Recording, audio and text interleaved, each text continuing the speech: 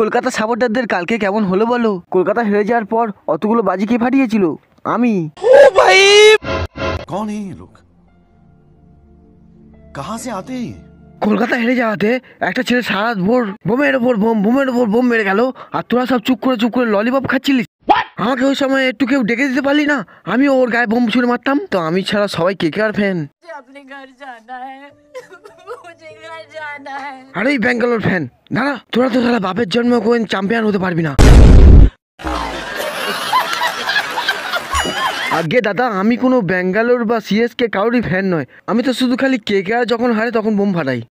দেখ, যে টিম হারবে বোম ফাটাস কোনো আপত্তি নেই, কিন্তু কেকেআর যদি হারে, আচ্ছা, একটাও বোমের শব্দ আমি যেন না এই গ্রামে দেখতে পাই। আর যদি দেখতে পাই, তোর সমস্ত বোমে আমি এক বালতি জল ঢেলে দেবো।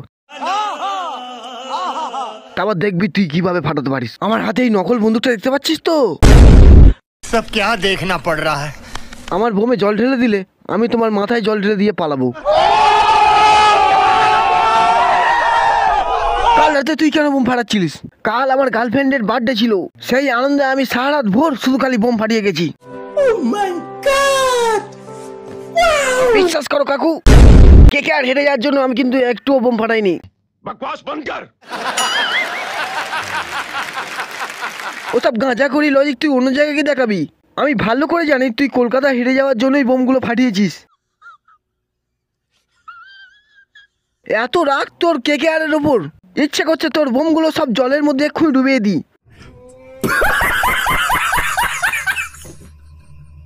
ওই বুড়ো, একবার আমার বোমে জল দিয়ে দেখ। ভান্ডার ভেঙে টাকা বার করে এনে আবার ফের বোম কিনে নেবো। তবুও কেকেআর হারলে বোম ফাটাতে ভুলবো না। বাঙালির ছেলে হয়ে কেকেআরকে সাপোর্ট করবি না, তাহলে সাপোর্টটা করবি কাকে? बहुत खूब, बहुत खूब। বল শালা, আর কোনদিন বোম ফাটাবি না? এই, আমি একবার কেন, আমি 100 বার বোম ফাটাবো। দেখি আমাকে কে আটকায়।